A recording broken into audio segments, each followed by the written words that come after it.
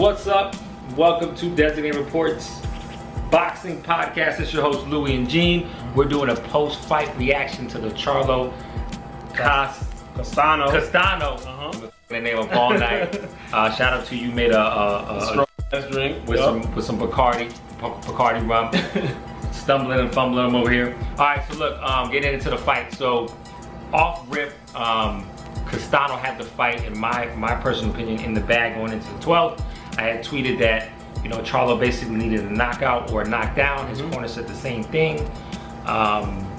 Ended up being a split decision draw, which you never hear of, so you already know that him being the home favorite, as well as having the 3 belts, was in his favor, because they said you have to beat the champion convincingly, and I believe that Castano did that.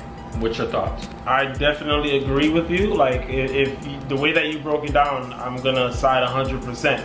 But as soon as the bell rang, I knew that the refs were gonna see that as a draw, and it's because it was from round 10 to 12. Charlo was the more busier fighter, landed some bigger punches. He didn't knock him down. I felt like if he would have knocked him down at least once, the draw or the win would have been more warranted for Charlo, which he didn't. But boxing is boxing. We know the rules, and we already knew that this was gonna happen. Right. Well, I guess, you know, to say this, it was a great night of boxing. We've been having some great fights recently. So what a time, you know, to be watching boxing, or you know, they say boxing's dead, but it's absolutely not. All right, so what do you think? A rematch, or let them go on their separate ways? Look, it has to be a rematch. I mean, I think this dude, Castano, was robbed of making history, you know what I mean, in the 4-belt era. There's only been 6 guys to hold all 4 belts. But Charlo would have won his belt as well, right? So either way, they both would have made history. Right, but I'm saying I think it was Brian's night. I think he was robbed of that. It was his night. So I think you gotta do the rematch, get back in there, see who makes adjustments, and try to make history one more time. Yeah, I mean, for me, I always feel that, like, whenever there's some type of split or draw like that, the champion will always come out in the second fight and perform way better. So it kind of sucks that Brian kind of did get robbed of this, because I feel like the next fight won't be close. But hey, you never know. Let's see. I don't think that either fighter should try to go find another fight. I don't want to see him fight Laura or Lubin. Make this fight again. It was an exciting fight.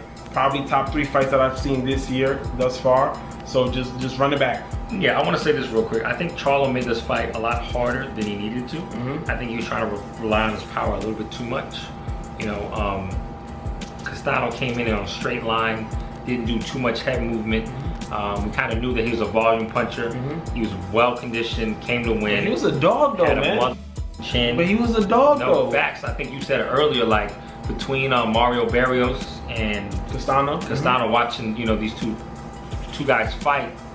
Really for the first time for both of us, like they game fans. So yeah, man, great night of boxing, and you know, I want them to do it again, 100%. Yeah, run it back. That's all we gotta say. Run it back. Run it back. Yeah. Alrighty, so that was just our little post-game, post-fight reaction, Charlo and Castano. Just look out for some videos later this week, and we'll try to get a podcast as well. Alright, so we got some great fights coming up. See you soon. Yeah, and once you watch this video, let us know what you think about who won the fight. Yep. Oh yeah, no, the comment section is gonna be lit. Yeah, let us know. The comment section is gonna be lit. We ready for all the smoke. Let's go. Alright, peace.